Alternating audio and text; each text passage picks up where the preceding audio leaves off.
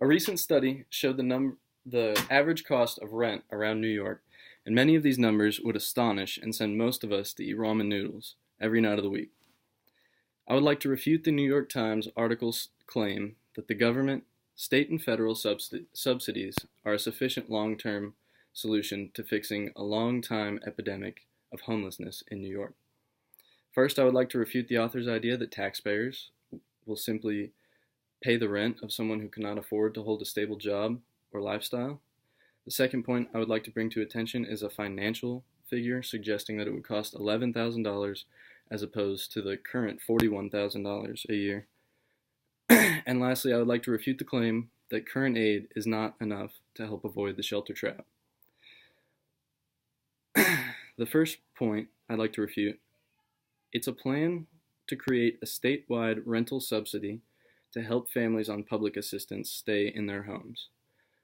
What the author is asking for is for the taxpayers of New York and across the nation to not only pay the rent for their entire family and feed their entire family, but also dig a little deeper and pay for others to live their lives as well, which to some extent isn't fair.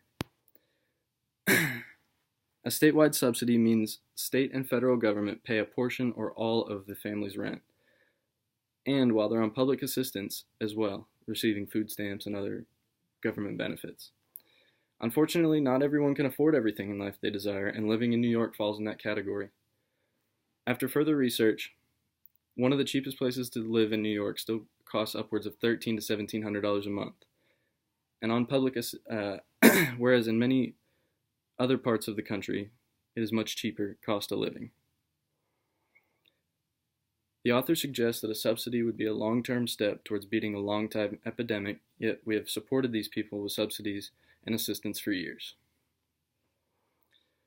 My second point I'd like to refute is the tab might seem high up front, about $11,000 a year for a family of three, but it is a bargain compared to the public cost of nearly $41,000 for that family in the shelter system now.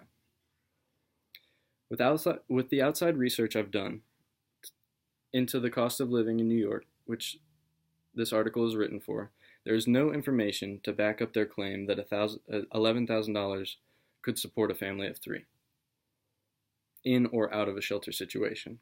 With the housing rates rising in and around the city and state of New York, there is hardly a town in which rates are below $1,200 a month for a one-bedroom studio apartment.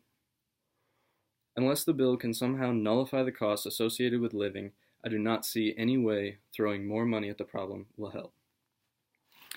The last point I would like to refute is existing aid often isn't enough to help avoid the shelter trap.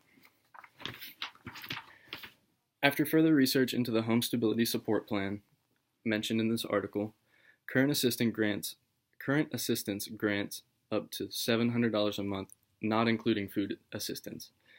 If taxpayers are already paying $700 worth of rent and helping a family out with food stamps and other benefits, and they're still falling victim to the shelter trap, the individual needs more help than just money.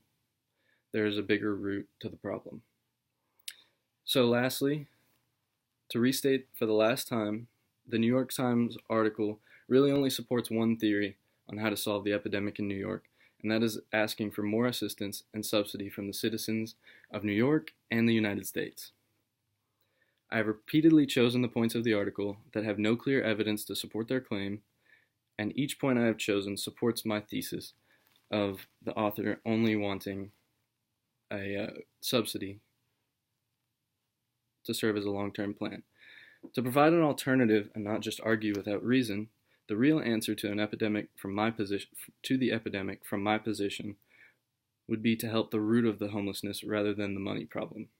Providing appropriate rehab facilities and helping people get back to being employed is a huge first step into getting people off the streets. Thank you.